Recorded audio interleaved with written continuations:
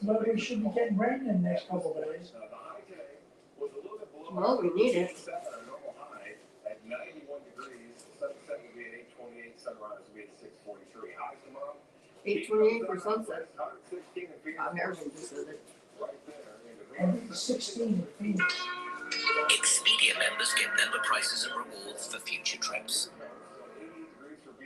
If you need to record anything over the internet, I cannot think of a more seamless way than Riverside to do it. The problem with top stories, a lot of news today, so let's get into it. Listening to the daily news podcast on with Ford Edward on the road. Because they're not going to be moving that fast, there's not a lot of steering current in the atmosphere. And then we'll keep a chance for showers. Back to summer we go. Right back after this. ¿Estás protegida cerca de mí? ¿Ahí? ¿O haciendo eso? Nido Uno Más tiene vitaminas y nutrientes que ayudan a que tenga un crecimiento y desarrollo saludable. Nido, todo su futuro. Lasting 4 times longer makes a big difference. Castrol Edge extended performance now lasts 25,000 miles. That's 4 times longer. Castrol Edge, better runkel, is stronger for longer.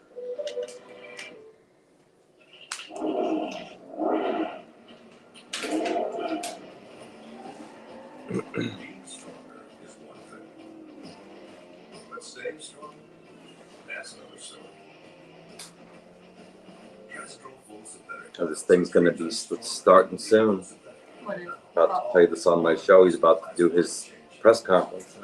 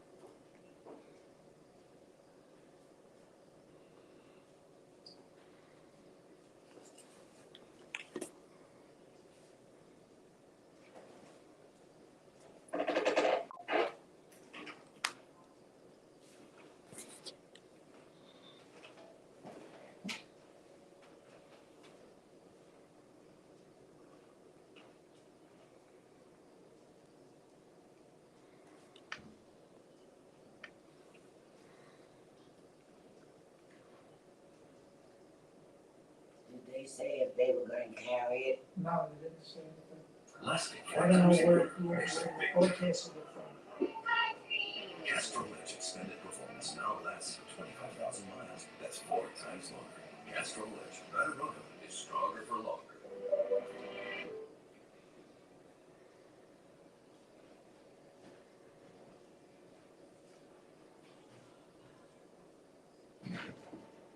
Oh.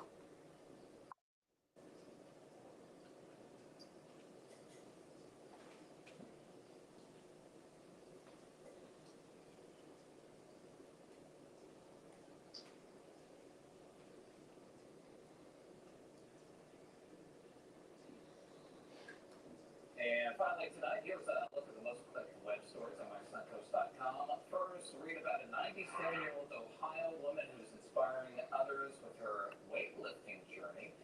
Plus, watch 2 brave reptile experts wrangle a monitor lizard from a storm drain on the side of a Phoenix freeway.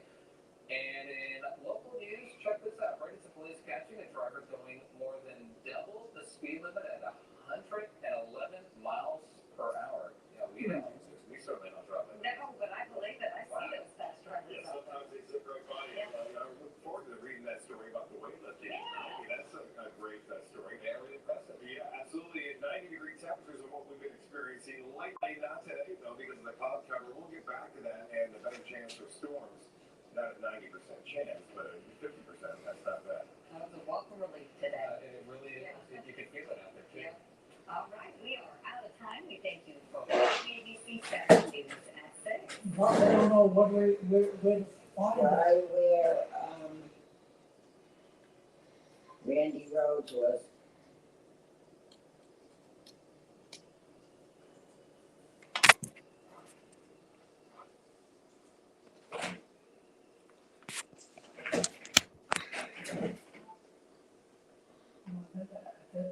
So we gotta tell you. It's 6:31. Why is it not on here yet? Probably even trying to find it on his computer. I'm on the White House's YouTube channel and it's not started yet. Yeah, No, it's not this.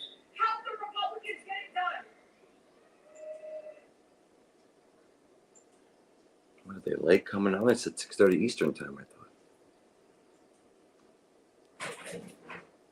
NBC president, right?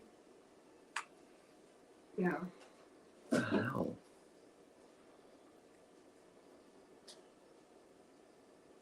When the sawdust settles and the engine roars, the thing you care about is a job well done. Members there at the party who tell me that without a perfect performance from the president, they are worried the floodgates are going to open and that there could be significantly more elected Democrats who call for the president to step aside. And you're right. Now the night is not off to a great start. This is not the kind of headline that they are looking for, far from perfection. I will say, as someone who covers the president a lot, watching that moment, he did correct himself right away. He made a joke about how he's focused on Putin. I think in the grand scheme of the kinds of episodes that Democrats are worried about, that doesn't rise to it. You know, it's very different than what I think Democrats were feeling so panicked about when they saw that debate performance where the president in that moment seemed to be having a harder time finishing a sentence or losing his train of thought. So look, we're going to see with this press conference how the president is talking off the cuff. I don't know if you want to hear it from me. That have so many questions, but you're exactly right. The White House, the campaign, of course, Democrats on Capitol Hill know that this press conference is high stakes, and those world leaders gathered there at the NATO summit also understand the stakes in this moment, especially those that are very concerned about a potential second Trump presidency. Kena? You know, Mary Alice, I think that your perspective there is really interesting, and I want to bring this over to Rick, right? Because, Rick, a gaffe like that we just saw from the president, could that have been forgivable before this debate? So I guess this is coming from his own words, huh? Microscope, and as we mentioned here, Democrats are looking for perfection because we have this reporting right now, Rick, that some Senate Democrats right now feel like they're in this untenable position. Yeah, and that's what makes this a hard situation to recover from, because it's not just that he needs a perfect night tonight. He needs one basically every public appearance going forward, or it revives memories of what everyone saw with their two eyes 2 weeks ago tonight. And I'd add, Kena, that there's a substantial difference in one statement that came out just in the last couple of minutes. A congresswoman from Washington State, Marie Gluesenkamp-Perez, who says not just that suggesting that he should step aside, but quote, that Americans deserve to feel that their president is fit enough to do the job. She also says that I doubt the president's judgment about his health, his fitness to do the job, and whether he is the one really getting delayed about our country. That is a stunning statement from someone in the president's own party. That is not just a political judgment. It's not a quiet urging that Joe Biden reconsider his options. That is a stark statement saying that a Democratic member of Congress doubts that the president himself is actually making judgments right now. That's suggesting not just that the president should step aside, but that he should leave office. That is another level of concern that we've seen voiced now, even before this news conference.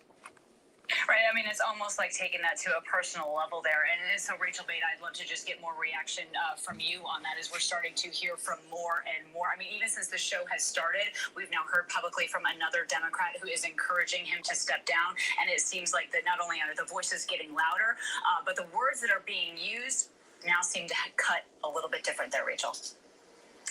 Yeah, look, I think there's a couple things happening behind the scenes here. First of all, these members, they're getting pressure from their own constituents. A lot of these folks are in these frontline districts, some Trump districts that Trump won, and they're getting pressure from constituents to say Biden needs to go. And so that's exactly what they're doing, maybe taking it to another level, saying he should resign. I have to say I did not see that one coming. I would be surprised if we see more Democrats do that, but that it clearly is a Democrat who's very concerned about re-election right now. But I think something else is actually happening here too. Pelosi advised a lot of Democrats who are not in tough elections to actually convey their concerns to the White House and to the campaign privately, even try to reach the president himself if they can, to ask him to step aside. I have heard from members that a lot of them have actually tried to do this and they haven't been able to get through. And so I also think you're seeing some members go public because they're being basically ignored by the White House, and they feel like their point is not being made. So I do think this is just the start of the numbers to come. We've talked earlier in the night about how Nancy Pelosi did advise those who are going to to come forward and go on the record to say Biden should step aside, that they should wait until after the NATO summit is complete out of respect for national security and for Joe Biden himself. That summit is now wrapping up, so we'll just have to see how many dominoes fall tonight. Yeah, and the clock is certainly ticking on that, to your point there, Rachel. Mick, I want to bring you in here because you have often said consistently that, look, Russia only responds to strength. When you see things like this, when you see a gaffe on the world stage like that we just saw from President Biden as he also prepares for this high-stakes press conference tonight, how does the world react to something like that? Again, I think both our allies and our adversaries, as you point out, are watching this tonight for the same reason, quite frankly, because the U.S. has been essentially the leader of NATO since it started 75 years ago. Republican, Democrat administrations, all the same. And the current administration has shown, I think, good leadership when it comes to the support through NATO for Ukraine. But this could change in the coming future. If there's a change of administration and there is a second Trump administration, he has said as recently as 2 days ago that he doesn't see the value necessarily in NATO and might change our role in it. So our adversaries, I think, would look at that as a positive, and our allies, especially the ones that are in Washington right now for the NATO summit, would view it as a negative. And I think that's what everybody, when it comes to the international community and our foreign policy, is looking at today. And you have to imagine that they are watching these polls, Galen. As we know, these polls are a moment in time. I think that's Rick Klein's words, actually, a snapshot of a moment in time, right? But this new ABC News Ipsos poll, we mentioned at the top of the show, notably shows Kamala Harris with a larger lead over Trump than Biden, all within the margin of error. But we're now hearing that the Biden campaign is actually testing head-to-head matchups of Vice President Kamala Harris against former President Trump in this internal polling as well. How should voters, the average American, be trying to assess these polls right now in this moment? Yeah, I think we should be looking at these polls with curiosity and also a bit of humility. Like you said, this is a snapshot in time, and Kamala Harris outperforming Biden by about 4 percentage points against Trump is nothing to sneeze at, but it's also not necessarily reflective of what a campaign between Harris and Trump would look like if she were to actually replace Biden on the ticket. You know, we have about 4 months until Election Day, and this is by no means a settled matter. We don't know what is going to happen next, despite the mounting pressure for Biden to get out of the race. But if Harris were to run against Trump, the fundamental dynamics of this race would change. For years, Republicans have been focusing on Biden's age as the principal issue in this campaign, and voters have in many ways agreed with that. And that's part of the reason that Biden is polling not so well against former President Trump. If Harris takes the helm and is the Democrat running against Donald Trump, the issues will change, and the attack lines will also change. So while we can look at this polling today and understand that Biden is weak, Democrats are saying that even Democrats themselves, a majority, are saying that he should get out of the race, and it looks like Kamala Harris polls better than Biden, we need a little bit of humility as well, because over the coming months, if that were to come to pass, the dynamics could really change. Certainly, and we know some of this is, of course, is happening in response to the fact that Trump is now targeting Kamala Harris in some of his stump speeches as well. Listen, Mary Alice Parks, Rick, Michael, Mick, and Galen, thank you all for being here with us, and we will, of course, bring you President Biden's high-stakes news conference live as soon as that happens, so make sure to stay with us here on ABC News Live. But coming up next, fire breaks out on a cathedral spire. It's in France's Normandy region. We'll talk about what officials are now saying about this blaze. That's right after the break.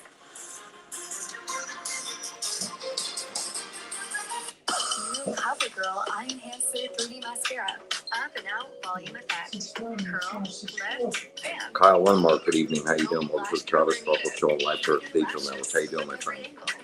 From CoverGirl. The house is destroyed, but the flag, there's not a tear in it. Not a tear. How important is this label right here, Made in USA? Look at your smile. You're proud of this. I love this. Great work.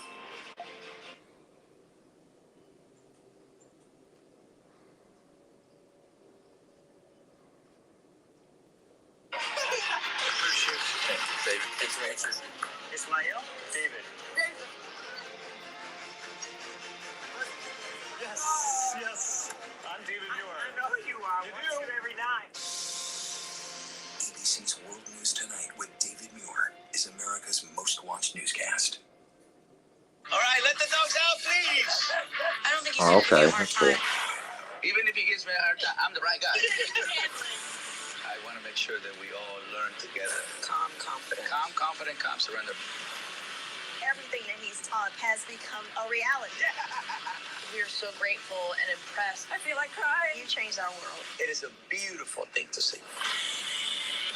As you rehabilitate the dog, you also rehabilitate you. Why do so many people start their day here? From ABC News, this is Start Here. To be in the know and get a different take on the day's top stories. A lot of news today, so let's get into it. Listen now to the Daily News Podcast honored with 4 Edward R. Murrow Awards. It was good. Thank you for asking. How was yours? Calls it a news podcast worth listening to. Start Here, ABC News. Make it your daily first listen. Now, that's a part of the story I bet you didn't see coming. Wherever you get your podcasts, Start Here. Whenever, wherever news breaks, it's so important to always remember that lives are changed. Here in London, in Buffalo, Uvalde, Texas, Edinburgh, Scotland, reporting from Rolling Fork, Mississippi, Ukrainian refugees here, including to affected my overall health until I started doing this.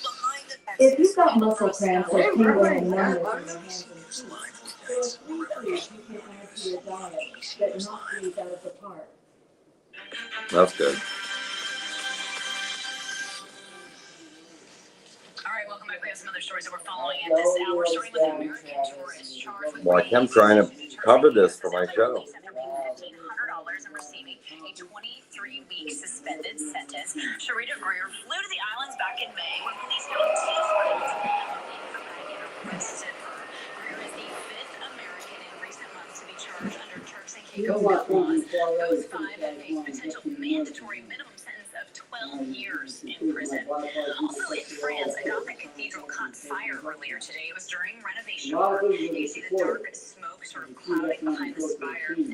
Officials think that it was a plastic canopy that was draping over the peak, and that somehow sparked the blaze. But everyone inside the cathedral was evacuated. Officials are checking for damage. The United States decides to invest in civil resources. And announced that police in Oregon busted a massive Lego heist, piecing together a 3-month-long investigation. More than 4,000 stolen Lego sets were uncovered from a local hobby store. It was valued at more than $200,000. Police believe the owner knowingly bought the stolen merchandise below value of the intent. Revitalizing American manufacturing, and so much more. So far, we've created $866 billion in private sector investment nationwide, almost $1 trillion. Historic amounts, such a short time. That's building hundreds of thousands of jobs, building new semiconductor factories, electric vehicle battery factories, and so much more. They're all here in America.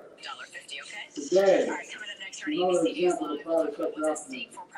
Microsoft has Special coverage resumes right after this break. $2.2 billion to build a new data center here in D.C. And that's often one of the most powerful artificial intelligence systems in the world, and I've gone around the world. Whenever, wherever news breaks, it's so important to always remember that The lives result, are changed. Here in London, in Buffalo, Uvalde, Texas, Edinburgh, Scotland, reporting from Rolling Fork, Mississippi.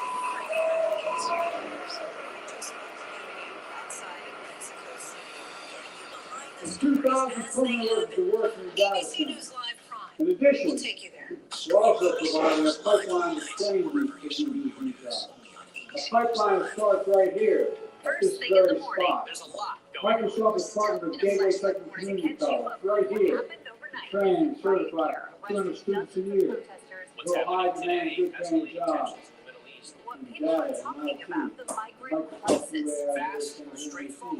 That's not all.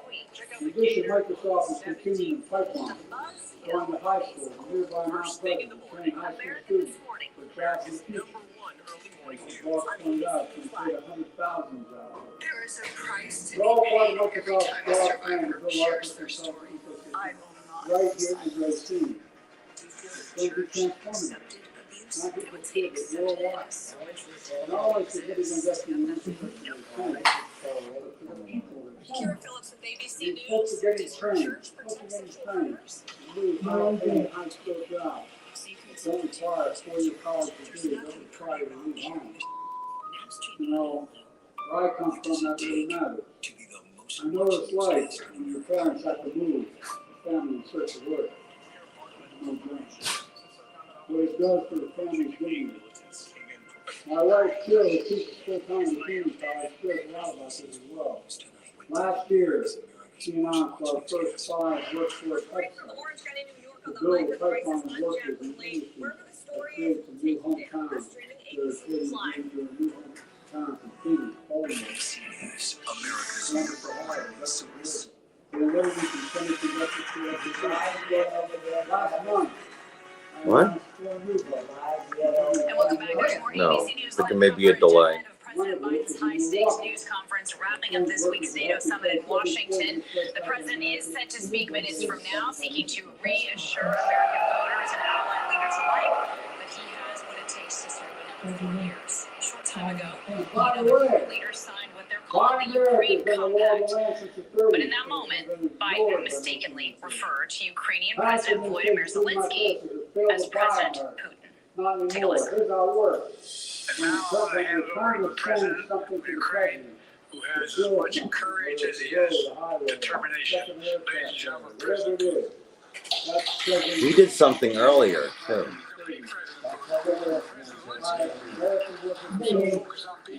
Yes, so you're not listening to right now.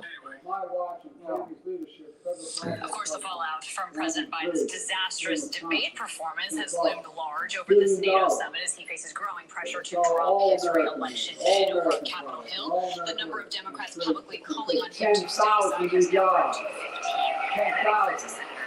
Also, ABC News and Washington Post Ipsos poll shows 85% of voters say that they believe Biden is too old for a second term. That is a sharp increase from a little more than a year ago. Joining me from One, this is our ABC News White House correspondent Mary Alice Parks. She's there on the North Lawn, along with ABC News political director and Washington bureau chief Rick Klein, and ABC News contributing political correspondent and co-author of the Political Playbook newsletter, Rachel Bain, and ABC News contributor and security and defense analyst Mick Malloy, and host of the Politics podcast for our partners at Fox. How we teach and learn to how we solve the biggest challenges of curing cancer is climate change. America is a global leader in AI. American companies lead the world in AI innovation for a lot of others to see here and see. Because of our initiative, This high-stakes moment where Democrats specifically are expecting perfection ahead of his news conference. How does a gap like that go over? Look, the president himself, his campaign, the White House has pointed to tonight as an example of the kind of night that Democrats and voters across the board should be clued into. They've said, watch him in these unscripted moments. Now, this wasn't exactly that. He was reading from a teleprompter. In my head, this was a different kind of gap, not a great look on a night like tonight. But they have said this is the kind of moment where voters should be looking to the president to feel better about his presidency, his candidacy, his stamina, his ability to do the job. So look, he's not getting off to a great start, and this is by them setting their own bar, raising their own stakes. I mean, I think that it is not lost on me that he needs to do well, and I guess I'm thinking about the fact that we're not talking today about swing voters, independent voters, voters that were already skeptical of President Biden. We are still talking about Democrats, base voters, and elected members of Congress in his own party that are continuing to show so much frustration, so much anxiety and panic about his ability to do the job and his ability to campaign for these next few months, and eventually whether or not he has any path or viable path to beat Donald Trump. He is at this point where he has to convince his own party still, Kana, and you just don't do that by starting off a high-stakes night like tonight with a gaffe like that. Certainly not. In terms of convincing his own party, Rick, look, this is the party that didn't have a primary. They told the American people, this is your candidate. And there is a lot of concern right now from the American people that Democratic leadership shielded him and that the American people weren't really aware of his status and his actual mental acuity. And now I know that you have a statement from a congresswoman out of Washington State, and the words and the groundswell continue to grow here as people are urging for him to step down for the sake of the Democratic Party. Yeah, and I think you make a point that a lot of Democrats that I've talked to over the last 2 weeks have made is that they wish this was a debate that was out in the open a year ago. They recognize what Joe Biden has said, that he won the Democratic primaries fair and square. That's all well and good, but these were wired. These were set up for him to win, to make sure that he would be essentially the only candidate who could win the nomination.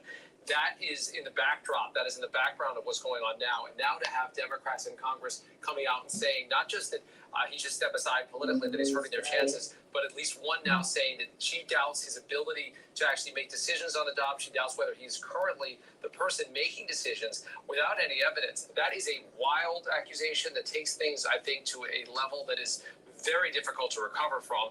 Regardless of how tonight goes, you now have Democrats on the record saying that to me, it crosses an important threshold. That yes, to your point, this was the Joe Biden that showed up on a debate stage 2 weeks ago. He hadn't debated anyone in 4 years, in part because the Democratic Party fell in line behind him, and in part because he has been well protected by a lot of people around him. He certainly has been. And again, we keep hearing that he has been shielded in a way. And so, Rachel, we take this to you. Look, think about what it's been like today for the president when we have this polling out that shows that his vice president is polling better than he is in a matchup with Donald Trump within the margin of error. It's important to point out. But that's how he started his day. He knows that the Democratic Party needs to see perfection from him. And then he starts off with this gaffe. So how not only are Democrats going to react to this, but Republicans, Rachel? Yeah, look, of course Republicans are going to seize on this.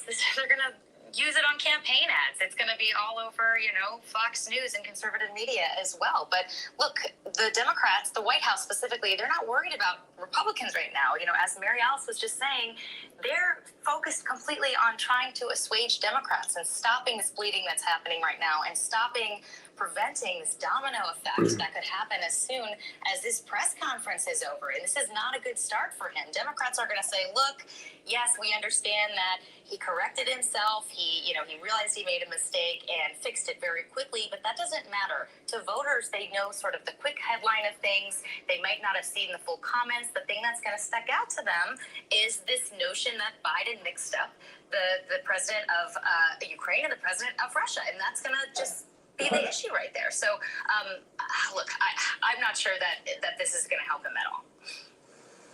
Certainly not. And so, Mick, we take that to you, right? Because we know that world leaders are watching this. We know that both our allies, they've been watching how this is all playing out. Foes as well, of course, because there is concern about what's happening in the Middle East. There's concern about what's happening with Ukraine as well. And so Biden takes this moment to pledge U.S. support for Ukraine, and then he makes this gaffe. And Mick, you talk consistently about how Russia only responds to strength. Is Biden viewed as a strong leader? Again, I think really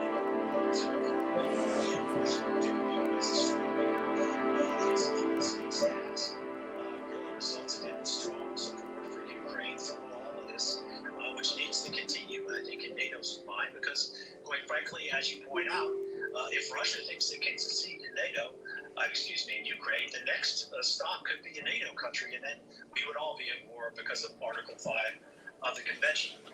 That has been challenged by former President Trump, who has said essentially that he would not come to the defense of certain NATO countries if they were attacked by Russia. So this is very consequential to them. I think they'll be looking at this press conference, not so much of what President Biden is going to say. I think they know what he's going to say, but how he says it, because it could be determinative of the President of the United States and reigns in whether he does, whether he was successful in November, and that has consequences to that.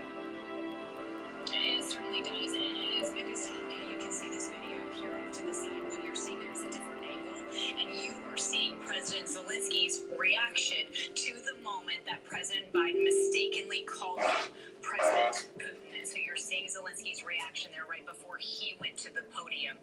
So, Galen, I want to bring you in here because you've been talking a lot about this polling, and the polling is showing that Americans, a lot of them, believe that President Biden is too old to run for re-election. But Galen, if he were to not be on the top of the ticket here, where does the argument start for Republicans if Kamala Harris is then at the top of the ticket? Yeah, I think one of the arguments that you've already heard is that she didn't actually win a Democratic primary, and so Democrats have been taking the case to the American people that Donald Trump himself is an anti-democracy candidate because of January 6th and his activities surrounding that. They're trying to turn the argument on its head and say,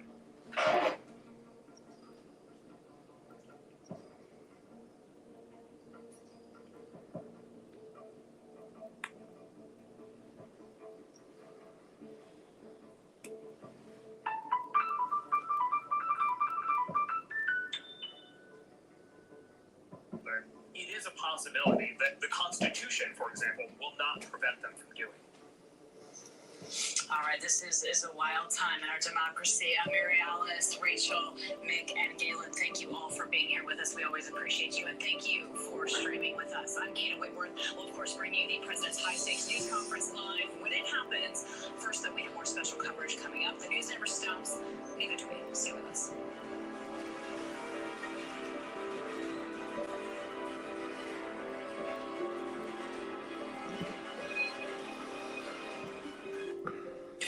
First thing in the morning. There's a lot going on. We're still in a flash flood warning to catch you up with what happened overnight.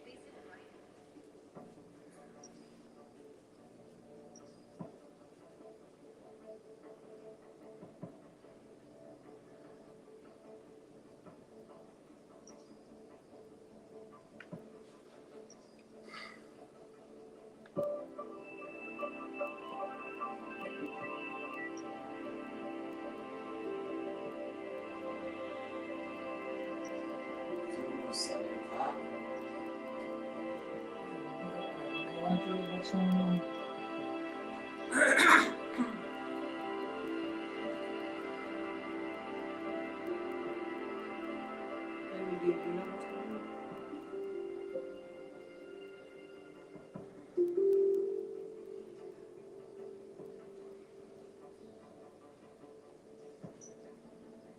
Who knows what it says? Education, health, environment, and all the stuff that makes this a great country.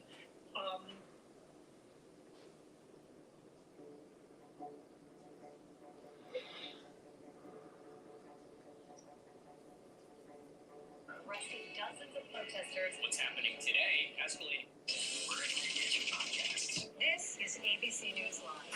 On the ground in Ukraine. ABC News Live, America's #1 streaming news. Anytime, anywhere. Streaming 24/7, straight to you for free. Thank you for making ABC News Live America's #1 streaming news.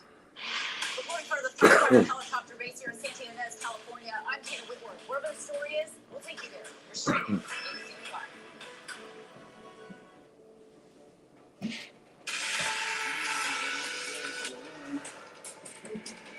Good evening, everyone. I'm Lindsay Davis. We come to you tonight with breaking news as we are just moments away from President Biden's first press conference in nearly 8 months.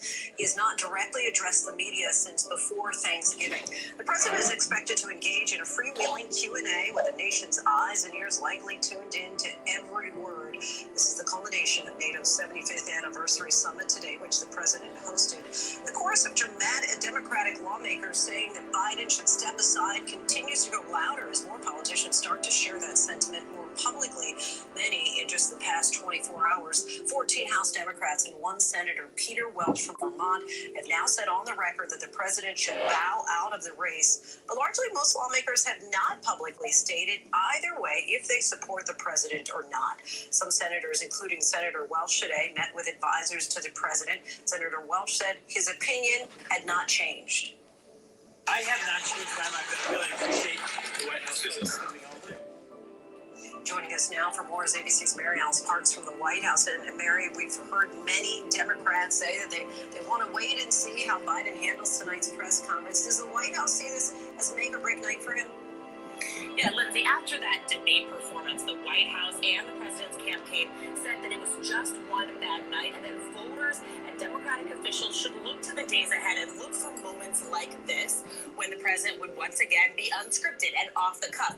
They pointed and really raised the stakes around this press conference themselves, and now they have to meet the moment. The president has to meet the moment. They are very aware of the anxiety on Capitol Hill and how many Democrats are telling reporters like me that unless the president delivers a pitch-perfect press conference today, there could be a flood of more Democratic elected officials calling for the president to step aside. So I can tell you that everyone here in Washington is closely watching this. The White House knows that every single word is going to be scrutinized. Of course, people are going to be hanging on every word. And Mary Alice, we also know that congressional lawmakers are concerned. But who would you say is Biden's target audience with tonight's press conference?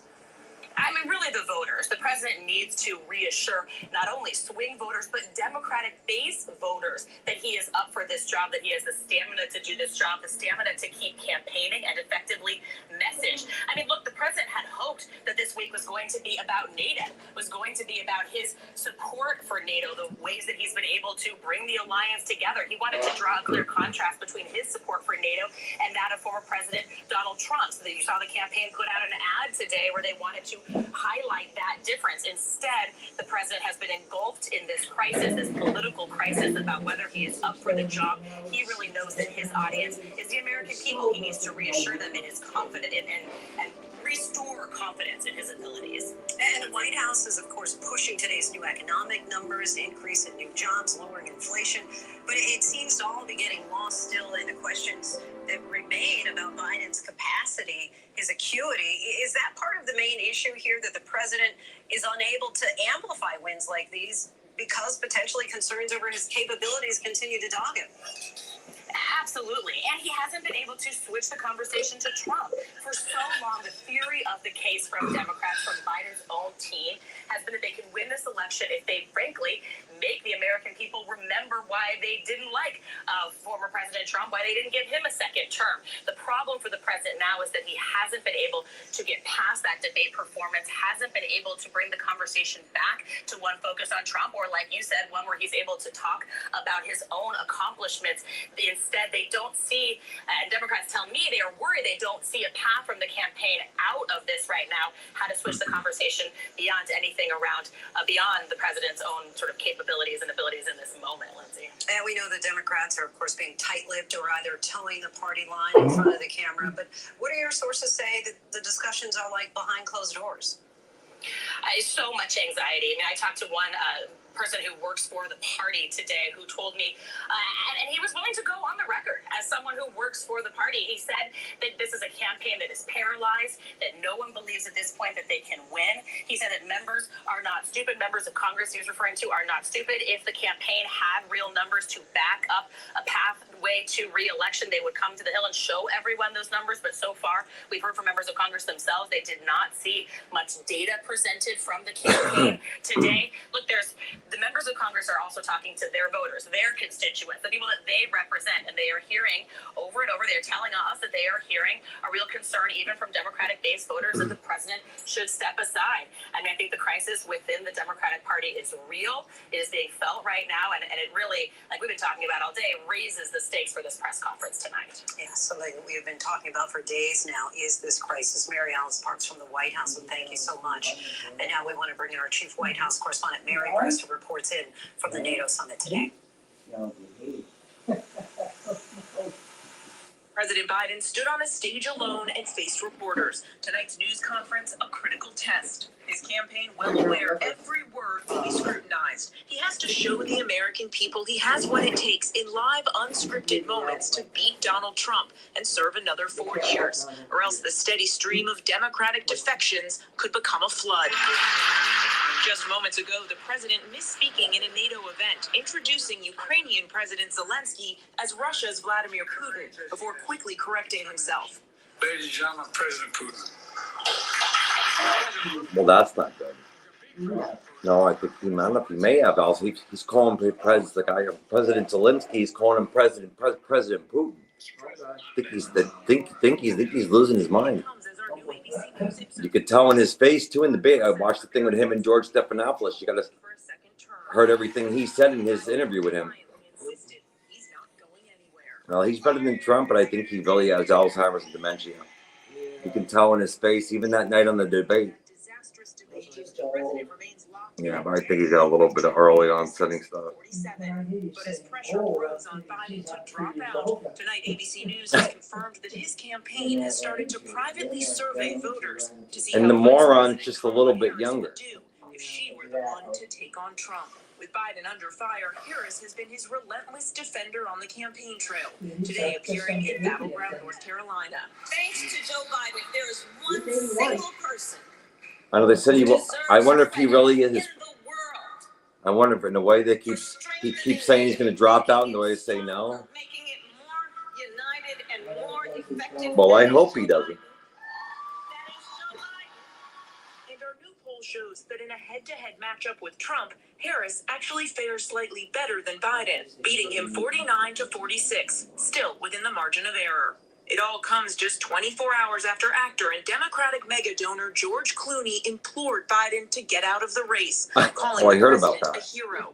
George Clooney. House Speaker Nancy He must be a Trump supporter. signaling the president can still decide to drop out of the race, but urging him For who? to make that decision soon. It's up to the president to decide if he is going to run.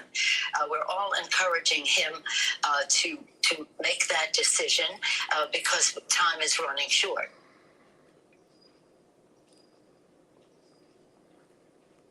Thanks to Mary Bruce for that. More than a dozen Democrats on the Hill are now publicly calling for President Biden to step aside. Today, officials from President Biden's campaign went to the Hill to meet with Senate Democrats. I think after that debate, they showed that he said he was Wasn't enough to convince at a Waffle House. So he was up very late in the morning. Behind closed doors, Senate Democrats listened for more than 2 hours as top Biden campaign officials made their case for why the president could still win in November and should stay in the race. What's on everybody's mind, is there a clear path to victory here? And can we honestly say that we're on a path to defeating Donald Trump and holding on to the Senate and holding on to the House of Representatives? One senator describing the meeting as tense at times. We're told a number of lawmakers complained to the Biden team that they were being put in difficult, impossible, and untenable positions, having to defend the president's disastrous debate performance to their constituents back home. One senator telling ABC News, "I needed to see hard data that showed a path to success in November, and we did not get that." 2 hours later, the meeting breaking up, the president's aides leaving, senators filtering out. Some of my concerns are allayed, some others have been deepened. I spoke with Senator Sheldon Whitehouse of Rhode Island as he was heading into the meeting. Do you believe that President Biden is the best person to defeat Donald Trump in November? I am going to hold off until we've had this conversation where they will discuss that exact point. This was Senator Whitehouse after the meeting broke up. How would you describe the meeting? Cordial and constructive. Constructive, okay, but not necessarily enough. I'm not going to characterize it that way. Peter Welch of Vermont is the only senator to openly call for the president to drop out. Writing in the Washington Post, "We've asked President Biden to do so much for so many for so long. It has required unmatched selflessness and courage. We need him to put us first, as he has done before." I asked him if today's meeting changed his mind. I have not changed my mind, but I really appreciate the White House folks coming over. West Virginia Senator Joe Manchin hinting the situation will come to a head this weekend. I think everyone will be talking over Friday, Saturday, and Sunday. We should have some idea what's going on. What you making, girl? So Rachel Scott for that, and we turn now to ABC News analyst and Politico senior Washington correspondent Rachel Bade. Rachel, thank you for joining us. So you're hearing from some Democrats tonight that they actually want Biden to have a bad night. Explain that. Yeah, look, there's not a lot of them who are saying this, but some are telling me privately, yes, they feel like they have been in a nightmare situation now for 2 weeks. Everything is about the Democrats sort of having this meltdown. There's nothing about Trump. They can't focus on keeping the White House in November because they don't even know what's going to happen to the top of their own ticket. And so privately, some Democrats are frankly wanting Biden to put them all out of their misery at this point. There is a feeling behind the scenes that if he does well tonight, that it's just going to sort of prolong the inevitable. Most Democrats are telling me right now, maybe not on the record, but they're certainly saying that they think it's a matter of time before he's going to be pushed aside, that he's going to step aside himself. And so The thought is, if he has a bad night tonight, it will sort of unify the party, and they'll easily be able to sort of put all this behind them. Biden will sort of force himself out. It's interesting, just a couple of hours ago, Biden had this flub on the stage when he was up there with President Zelensky. He accidentally called him Putin. And I reached out to one longtime, very senior House Democratic aide. I asked, well, what do you think about that? What do you make about it? And he I said, think he may be getting the early set of dementia or Alzheimer's. it's the sentiment that people are going to see what's going on, and the Democratic Party is going to have to confront what, I don't know how you call a leader the wrong, calling President Zelensky, calling President Putin. And as we're talking to you, Rachel, we see a split screen live shot of that high stakes press conference that is about to begin in just minutes, capping off several days now that the president has spent with world leaders during the NATO summit. Obviously, it goes without saying that there's just so much riding on tonight's press conference. What are you going to be watching for in particular, Rachel? They said moments away a while ago. Yeah, look, I'm going to be seeing which version of Joe Biden do we see tonight. Is it the Joe Biden? Was it not supposed to?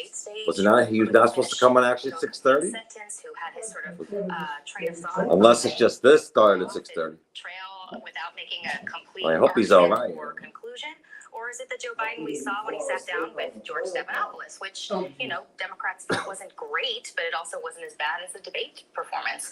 So which version are we going to see tonight? But I got to say, Lindsay, I'm hearing from sources that it doesn't necessarily matter how well he does. He could have a perfect performance tonight. I have talked to Democrats who already have press releases drafted and ready to go, and they're going to be sending them either tonight or tomorrow. So look, that just tells you right there that what he does tonight, it doesn't matter. And when I say press releases, I mean press releases calling for him to step aside. From what levels can we say? Are these governors? Are they senators? Are they members of the House? Lawmakers, Lindsay. And this is all because Nancy Pelosi, she was key this week in organizing these members behind the scenes. Yes, Nancy Pelosi, who was one of Joe Biden's top allies, who over the years has become very good friends with him, helped him pass the legislation that would become the cornerstone of his legacy. She was the one who behind the scenes talked to members and said, look, you've got to represent your district. If your constituents are saying Biden needs to go, you need to say that. Don't be afraid to say that. Her one request was wait until after the NATO summit is finished. The NATO summit just wrapped up a couple of hours ago. We're already seeing some members start to trickle out, but again, there's going to be more members who potentially come out tonight and tomorrow. And we've also heard from President Barack Obama initially the day after the debate, basically saying, look, folks, I've had bad debates too. This is not unusual for people to have a bad night. But now it sounds like he may, in addition to Nancy Pelosi, be playing some kind of role behind the scenes. What are your sources telling you? Yeah, really fascinating. I mean, George Clooney, famous actor, Democratic donor. I wonder if all this coverage was just starting at 6:30, or he was supposed to really come on at 6:30. He said, I love Joe Biden. He's done a great job as president. But Unless you were talking about all this starting at 6:30. Weeks ago, that's the Joe Biden I've seen up close and personal. And I've talked to all these members of Congress, all these Democratic leaders. Everybody agrees he has to go, or they're going to lose the White House. Wonder where this is supposed to be at in Washington. This is supposed to be at the White House. George Clooney, before he actually penned that op-ed, he actually consulted and talked to former President Barack Obama. These two are very close friends. They were both at a fundraiser for Biden just a few weeks ago, where people felt Biden was really struggling and not basically showing that he was having trouble keeping up with everyone. So Barack Obama did not advise him against writing this op-ed. He sort of, allowed his friend to do this. And so that's just one example where Barack Obama, clearly a powerful person, he's close with George Clooney. He could have advised him. Because George Clooney's not a fan of Biden. We gotta stick with Joe Biden. He didn't. And that's big testimonial and party for Biden 2 weeks ago. Not Clooney. They said there's a problem. Clooney said he wanted him to drop out. He don't like Biden. No, he does. He's a Biden fan. Joe Biden's our guy. Everyone needs to stop, undercutting him. What you're seeing right now, it's not as bad as what perhaps you think it is. If they were working behind the scenes to keep Democrats in line, that would be one thing. But none of them are doing this. And I think it's really fascinating because, all these Democratic leaders, they're the ones who could potentially have the sway to push Joe Biden out. It's important to note that in George Stephanopoulos' interview, he actually asked Biden point blank, what would you do if Nancy Pelosi, Hakeem Jeffries, and Chuck Schumer came to you and said, step aside? He wouldn't answer that question, Lindsay. And there's a reason he wouldn't answer that question, because that would be a really tough thing for Biden to ignore. And yet it looks like increasingly we are reaching a moment like that. And I know, Rachel, at this point I'm asking you to read tea leaves here, and I guess that's a little bit what political punditry is, but you have the added benefit of having some close sources there. But one thing that you said really I thought was very interesting, in that it really doesn't matter if he's perfection tonight. If this speech is flawless, it sounds like that is not going to be enough. And really, I guess, so my question is, initially I was going to say, are we prolonging then the inevitable if he has a great press conference tonight? The word inevitable is really what I want to ask you about. Does it seem like him stepping aside at this point is inevitable based on what you're hearing?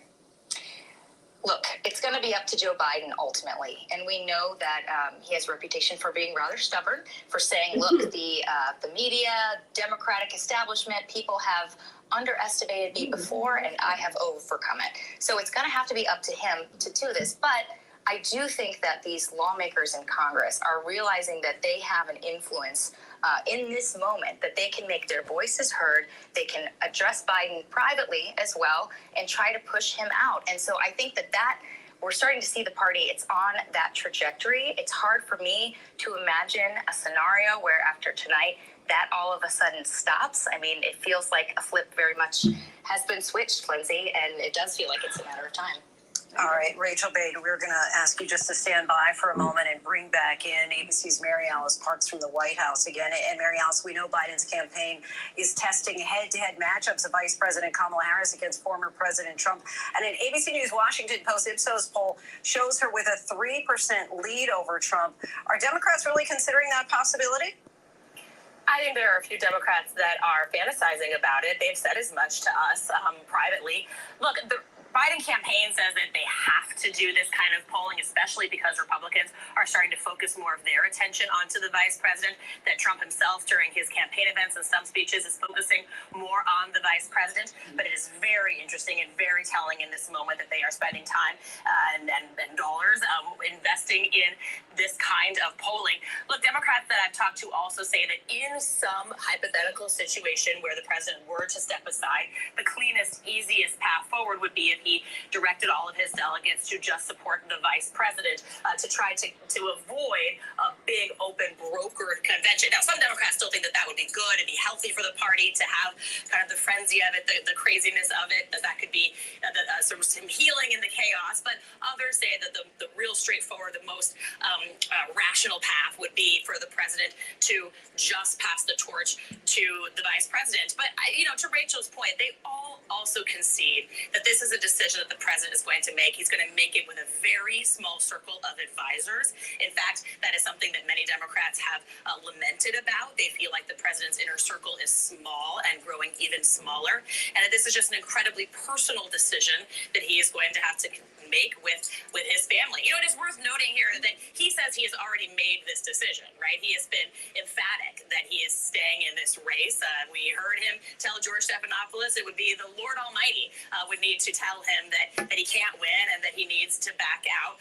But we have continued to hear from Democrats on Capitol Hill. Of course, we've talked a lot about those comments from Nancy Pelosi that suggest there is still some wiggle room here, some moment where the president could still change his mind. And of course, the growing question about how he would handle a moment if more and more elected members of his own party call for him to step aside. We're continuing to see increased activity there as we await the president to address the group that is assembled and the nation and really world that's going to be listening to him tonight. Mary Alice, you have to be a fly on the wall as part of the Trump campaign. now potentially preparing that this may not be, that Biden may not be the nominee in the fall. It was interesting to see former President Trump say today that he's the guy that we've prepared for. And so it'll be interesting to see how they spend the next few days as they're preparing now for the Republican National Convention. Yeah, absolutely. We know that they are still hoping that Biden is at the top of the ticket. They continue to think that he is easier to beat. In some ways, that is very telling, right? The Democrats are aware of this messaging from the Trump campaign that Biden, in their minds, is a weaker candidate. But I'm thinking again just about this week, about the NATO summit, sort of this global stage.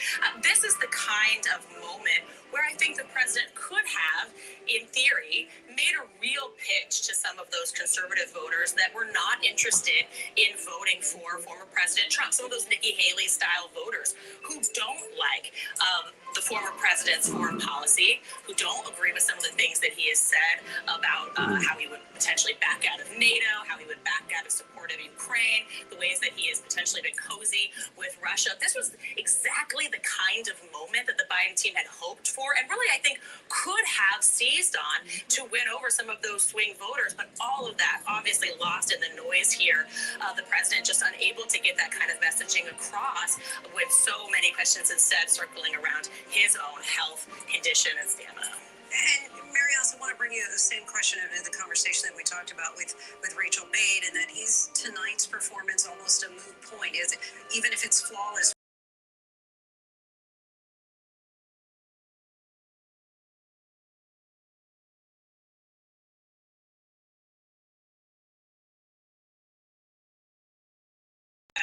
The president's re-election campaign, donors that support that campaign. But there's also the Senate map, the House map. I think that we have heard from some donors, and we'll likely continue to hear from some donors who might move their focus and talk publicly about moving their focus to other races. I can tell you that I've heard from staffers who are working to get Democratic senators reelected say that maybe it would actually help their case. People would be convinced that Trump was going to win, and so would help Democrat Senate candidates up for re-election to make an argument that they will be this check on Trump. So will there be that kind of reshuffling of money and attention? Maybe. But look, we do still have 4 months. I think that to play devil's advocate here to this conversation, the president could, in theory, continue to turn the page, slowly restore confidence. But it will take moments like this, and it will take many, many more of them, I think. And of course, it'll take elected Democrats from sticking. They need to stick with him. I mean, he needs to find a way to stop this bleeding. Sure, only time will tell, as they say. Mary Alice from the White House, thank you. Of course, we'll be checking back in with you tonight. Tonight, members of the Democratic Party are also coming forward with concerns about President Joe Biden, dating back to almost a month ago. Concerns, they say, arose after they saw him just weeks before his debate with Donald Trump at the White House Juneteenth celebration. Olivia Rubin joins us now with more. Olivia, what are you hearing on that front? Lindsay, fascinating new accounts from a number of lawmakers who were with President Joe Biden just weeks before the debate. There was this event at the White House. It was to celebrate Juneteenth. Some of the clips from that event actually went viral because the president appeared to not really be moving at that concert at the White House. And now I spoke with a number of attendees, lawmakers, a former White House Obama official who were at that.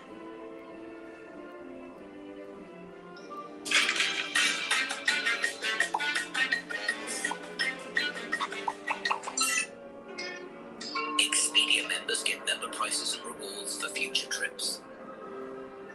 To step aside. He was one of the first to do so, Lindsay, and what he said was that because he had seen essentially Biden 2 times looking worrisome to him, he felt that he could not, believe that talking point, that it was just one bad night, that he had seen Biden twice, and that this was not just a bad night. Really fascinating stuff, Lindsay. One other lawmaker telling myself and Will Staken, who did this reporting, that she had seen Biden 4 times in person over the past year and had noticed that decline. She was so concerned at one point, Lindsay, she said she privately raised concerns to White House staffers, joking with them that they had to, quote, keep Biden stitched together until November. So really just some fascinating new reporting on how there potentially were some concerns, how Biden potentially was not looking so great even before the debate, and how that is shaking out now, Lindsay. And this obviously goes to the belief among some that the debate was not an isolated event, although the president says it was. Do you think that tonight, potentially having one good night is able to counter potentially one bad night? Well, you've heard from those that have been chasing around lawmakers, all week, that potentially it will not be enough. But it does seem, Lindsay, that every single time someone comes out to say, hey, I've seen President Biden up close and personal, and he is the man that we saw on the debate, it has not gone well for them. Think about the op-ed from George Clooney. He said that the Biden at the debate was the Biden at the fundraiser that he hosted weeks ago. Now you have multiple attendees at the White House, lawmakers, like I said, a former Obama White House official telling me the Biden that they saw just 2 weeks before the debate was the Biden they saw at the debate. So it is the same idea that it is not one bad night, Lindsay. Critical time for President Biden, his presidency, and his campaign, and another potential make or break moment. The president is about to hold his first full news conference in 8 months amid growing pressure from some members within his own party to withdraw from the race against Donald Trump. President Biden will be live here, unscripted, taking questions from reporters. The International Press Corps assembled after the NATO summit in Washington. Of course, that means the world is watching, the country is watching this tonight. The president has repeatedly insisted he will not step aside in this race, saying he is staying in this race for president. More than a dozen Democrats now on Capitol Hill have called for him to withdraw from the race. All of this after his debate performance earlier today. Went to Capitol Hill to meet with Senate Democrats behind closed doors, trying to ease their concerns despite the turmoil of the last 2 weeks and the debate. Tonight, a new ABC News Washington Post poll, also conducted with Ipsos, showing President Biden and Donald Trump essentially tied, Trump at 47, Biden 46. The poll also shows Vice President Kamala Harris doing slightly better. See people writing in the chat. I wonder if he's going to have a teleprompter. The president said to take questions live. Again, an unscripted moment for him, Mary Busher, in that room. You know how rare this is. It certainly is, David. It has been 8 months since we have seen the president come on a stage like this alone to face reporters, and he is under an intense microscope here tonight. The president well aware of that, David. Biden is our chief White House correspondent. As we continue to watch this room, reporters in the room who are gathered now standing along with others. Here comes President Biden after the NATO summit in Washington. Let's listen. Thank you, please. Come over here and watch. We just concluded this year's NATO summit. The consensus among members was the special amount because it represented the 75th year most important military defense alliance in the world. We should never forget that NATO grew out of the wreckage of World War II, the most destructive war in history. The idea was to create an alliance of free and democratic nations who would commit themselves to compact and collective defense. Standing together, they knew we'd all be safe. Attack on one would be treated as an attack on all.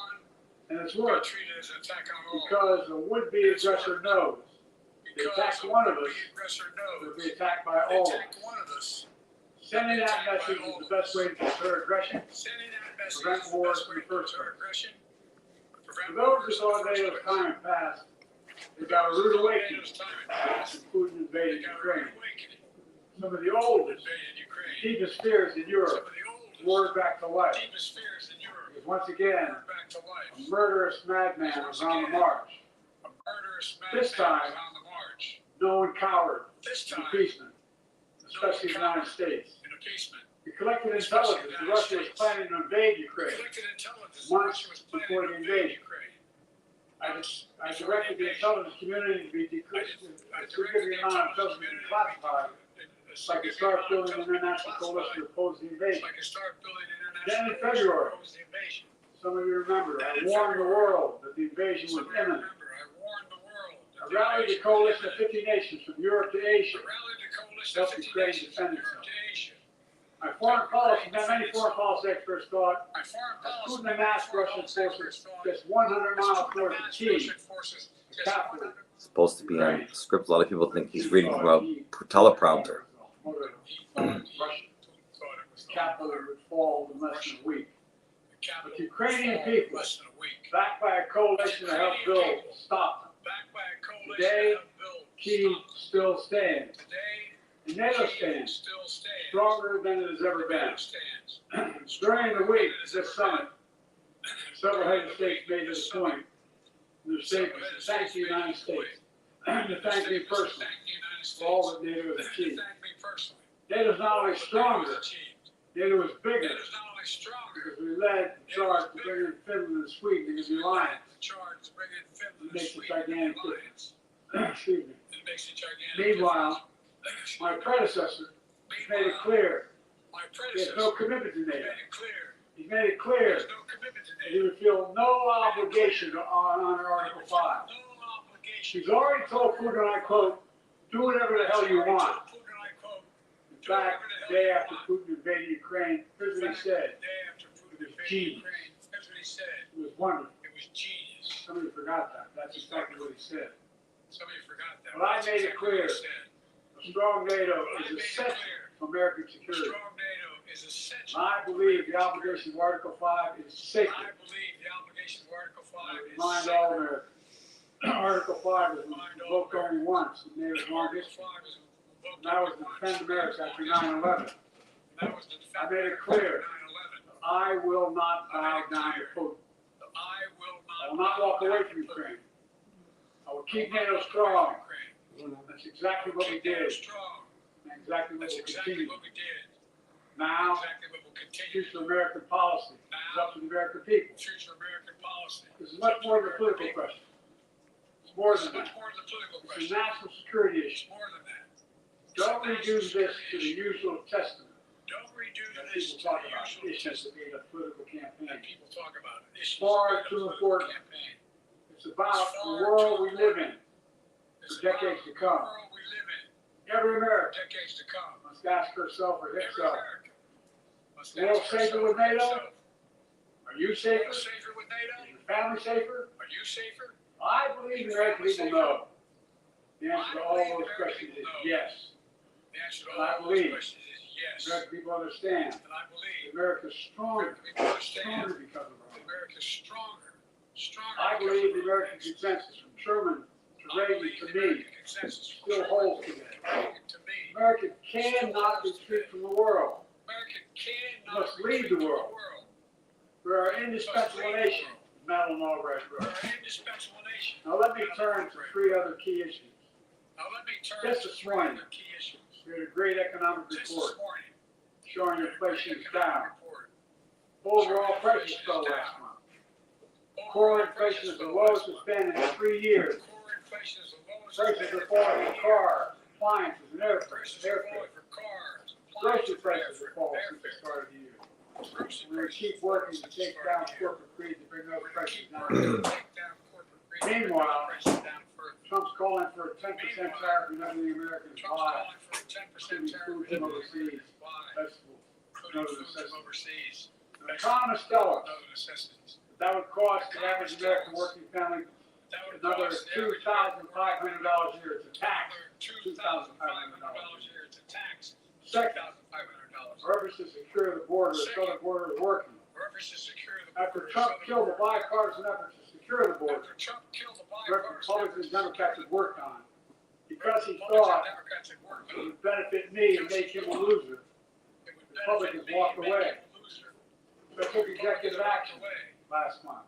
The consequence, working with Mexico, border encounters have gone down over 50%. Current level is lower today than when Trump left office. Third, for months, the United States has been working to secure a ceasefire in Gaza. Bring the hostages home. Create a path for peace and stability in the Middle East. 6 weeks ago, I laid out a detailed plan. He's right. It was endorsed by the UN Security Council, the G7. That framework is now agreed on by both Israel and Hamas. So send my team to the region to hammer out the details. These are difficult, complex issues. There's still gaps to close. We're making progress. The trend is positive. And I'm determined to get this deal done and bring an end to this war which ends now. Let me conclude where I began. We're the United States of America. We are the indispensable nation. Our leadership matters. Our partnership matters. This moment matters. We must rise to meet. With that, I'll take your questions. I've been given a list of people to call on here. Reuters, defamation.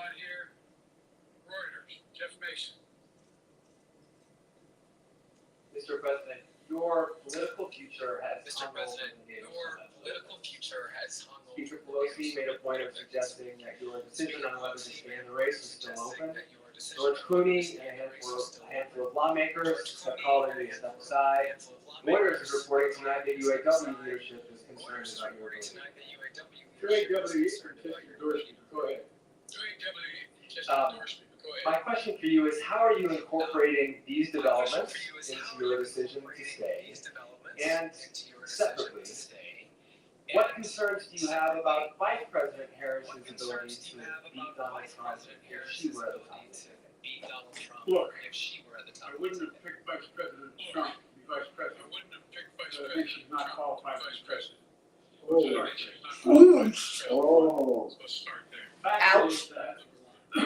People think he's having people tell them something in an earbud. They think he's putting on a front that people are telling him what to say. And that I don't know if it is. It's not unscripted. They're telling him what to say. I don't know.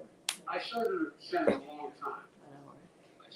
The idea that senators, congressmen, running for office, worry about tickets is not unusual.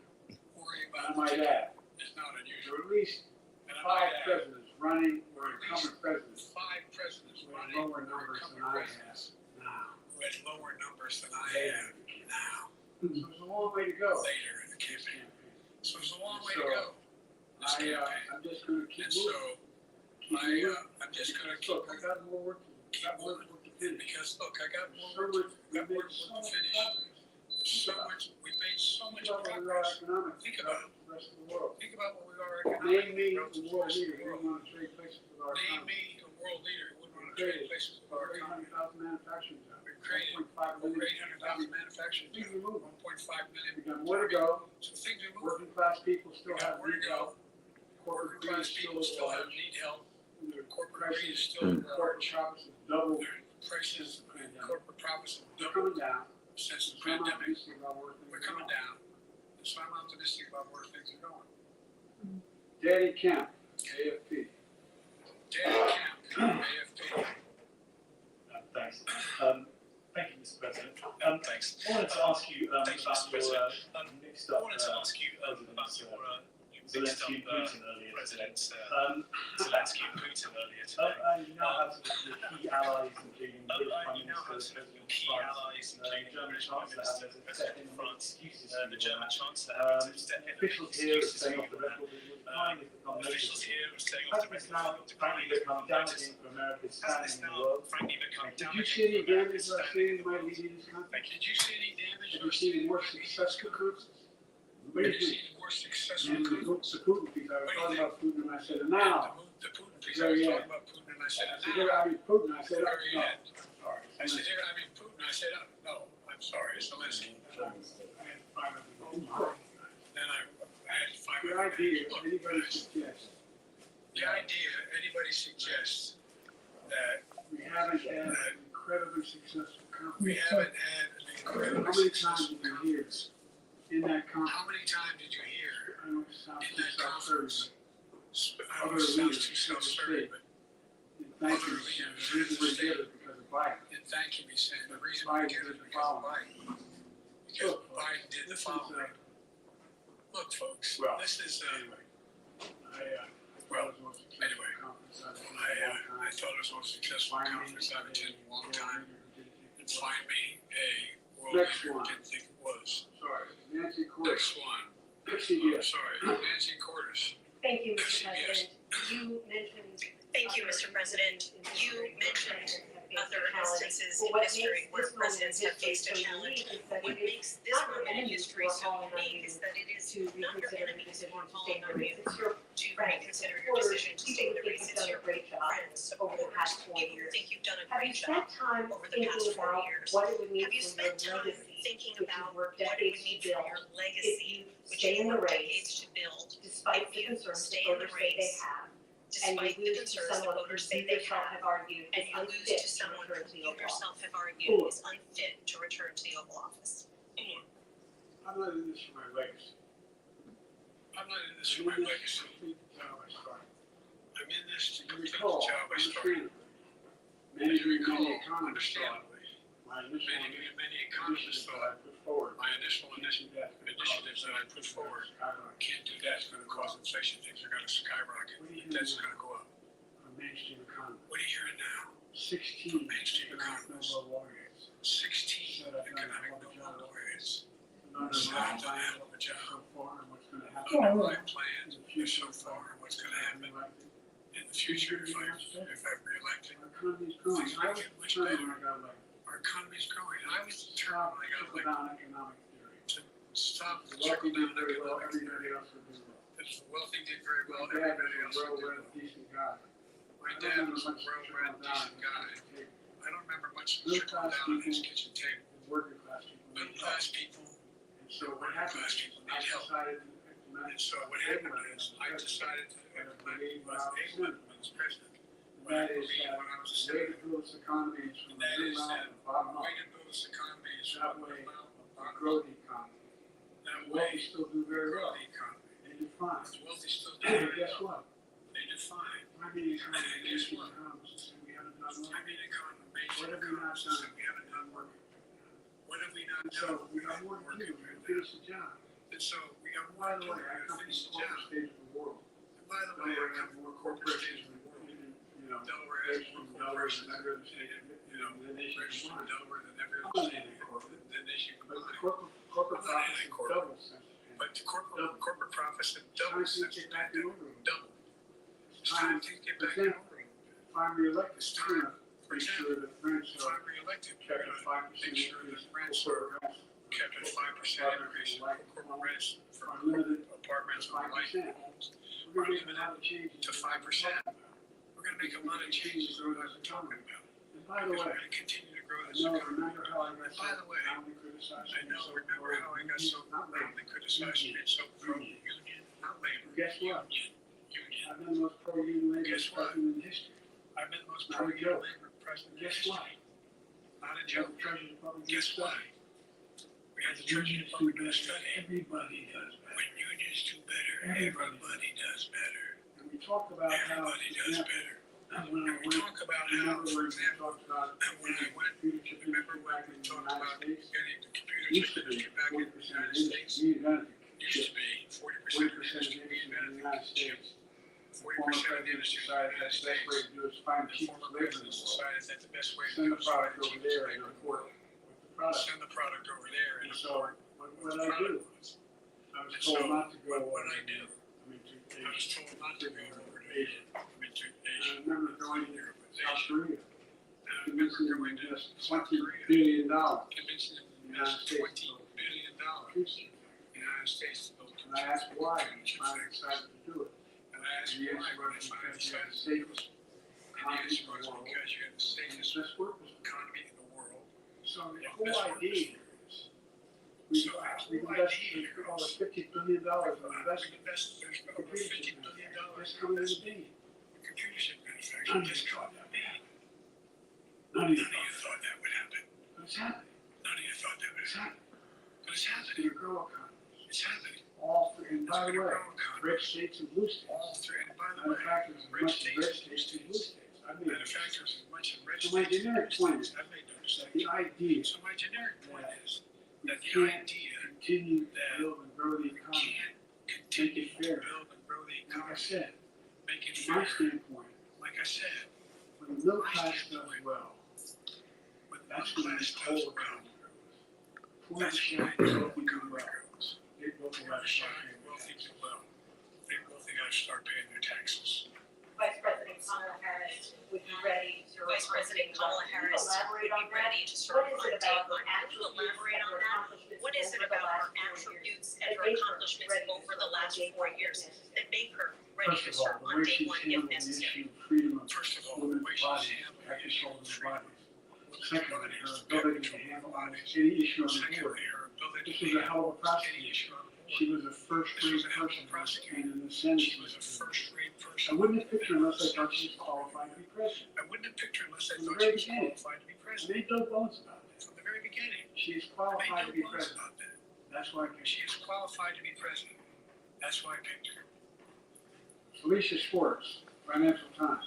Felicia Schwartz, Thank you, Financial Mr. Times. President. Presidency is the most Thank you, strange Mr. job in President. the world, and it's Presidency is 24/7. the most strange How can you job in say the you'll world, be up and for it's that 24/7. next year in How 2 can you years, say you'll be up 4 for that years, given next the year limits you've in 2 acknowledged years, you have in today? 4 years, given the limits you've acknowledged that you have today? The limits I've acknowledged I have. The limits I've acknowledged I have.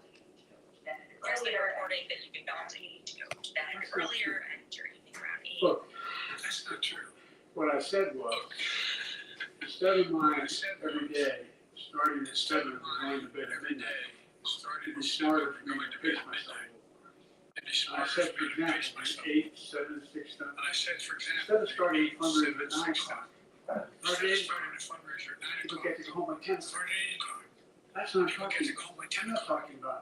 And if you That's listen to my what I'm talking schedule since I'm not talking about. I made that If you look at my stupid schedule mistake since I made that campaign stupid and mistake debate, in my campaign and my debate, schedule has been full board. my schedule has been I was talking, riding on his golf I've done cart, filling out his my worst job. scorecard before he hits Right the now, ball. his golf I cart, mean, filling out look, his scorecard before he hits the he's ball. done virtually nothing. Look, he's done And I have, virtually I nothing. don't know how many, I've gone home with roughly I don't 20 know how major many. events. I've gone home with Some of them roughly 20 thousands of major people. events. Some of them thousands of And people. so, I just think it's And so, better.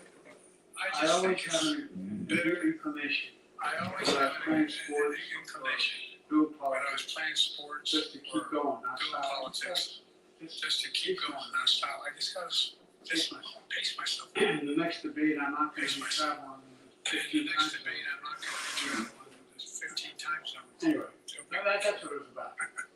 Anyway, that's By what the it's way, about. even with that, This is love not, my and staff. by the way, even with that, I love my staff, but they add things all the time. My wife.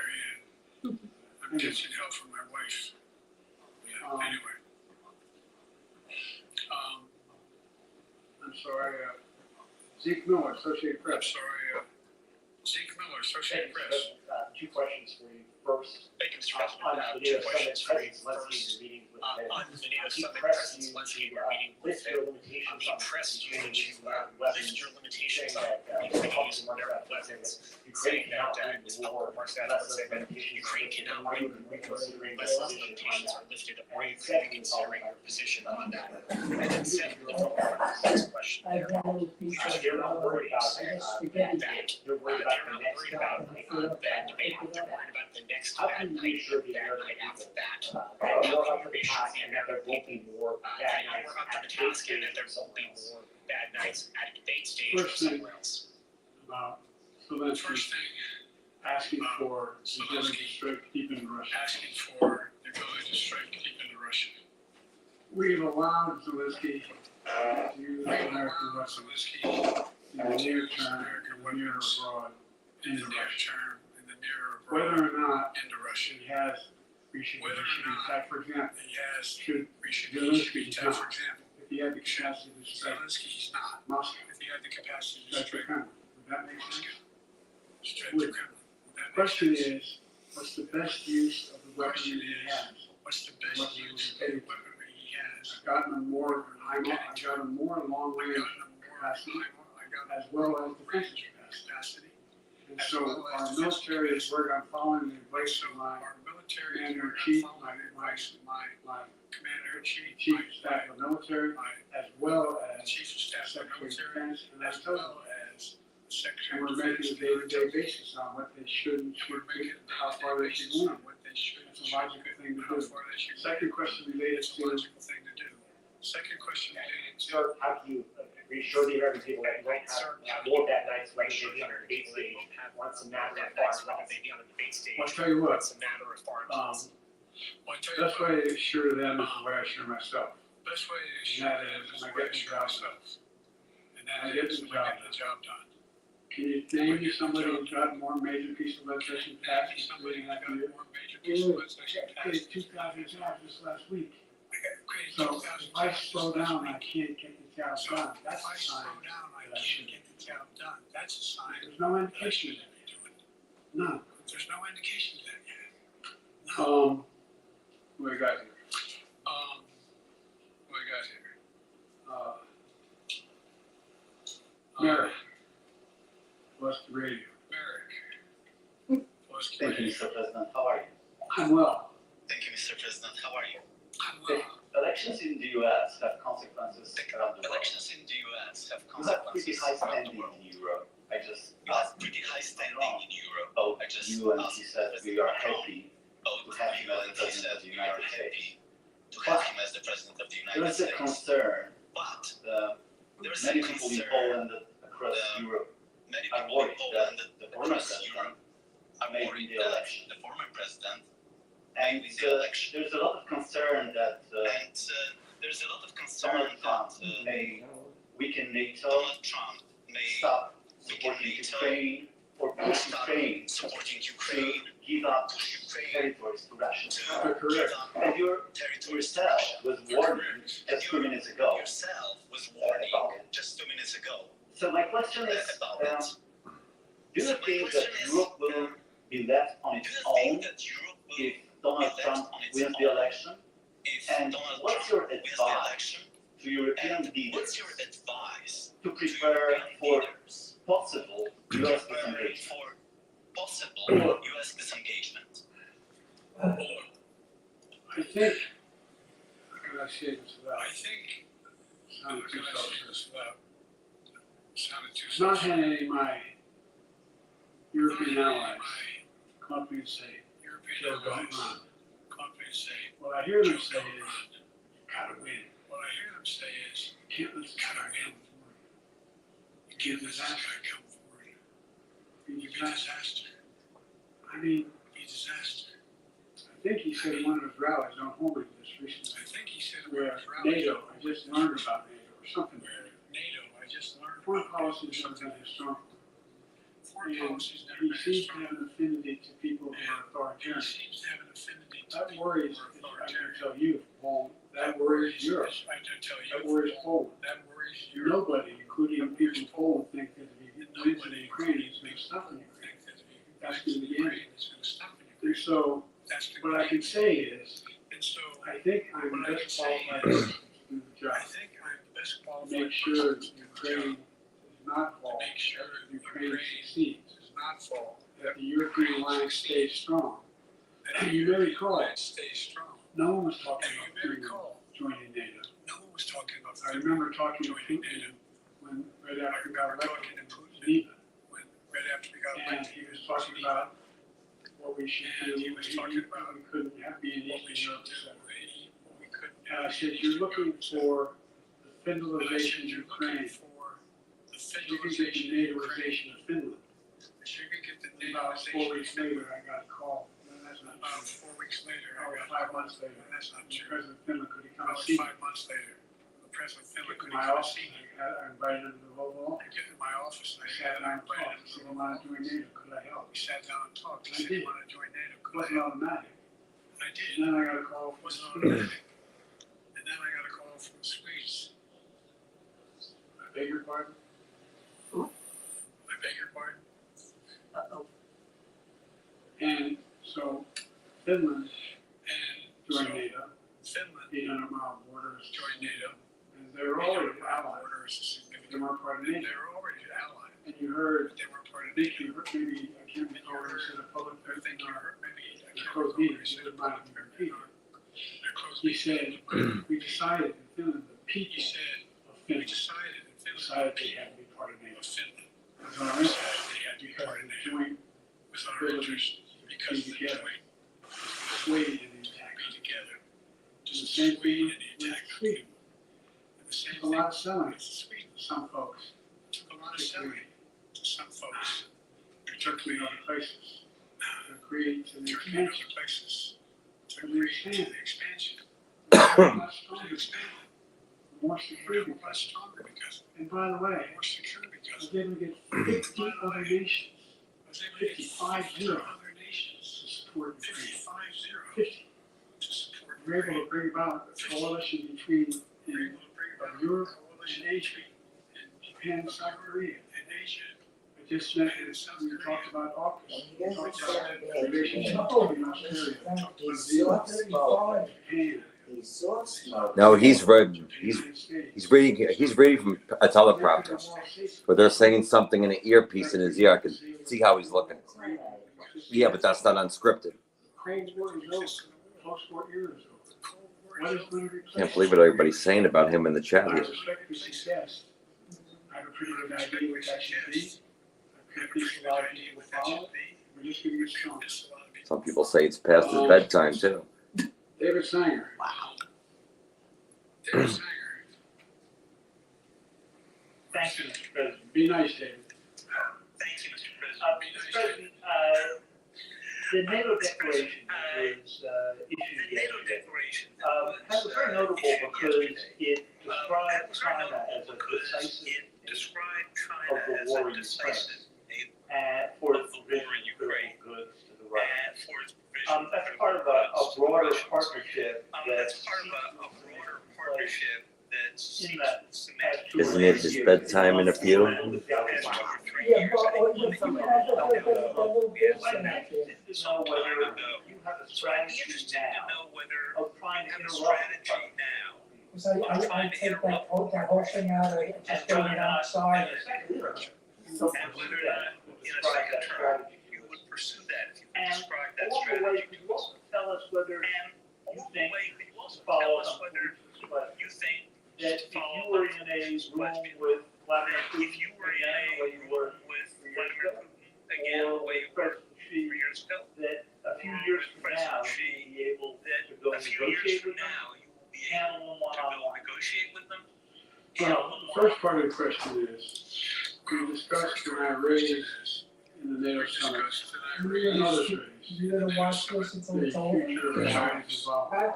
Yeah, I just wanted to see how What it's they're doing with Russia, in terms of accommodating with Russia. So, they're getting access Just to get this. away So with that's- it, try to go off they're not supplying weapons themselves, they're supplying mechanisms. And we're able to get weapons. I'm gonna turn this off. China's position is Yes. basically, and I've spent more time with Xi Jinping than Stop. And I've spent more time with Xi Jinping than anyone else. For 90 hours as being vice president. For real. It sure doesn't seem it. soft spoken, yes, he's not a man who is loud, he is soft spoken.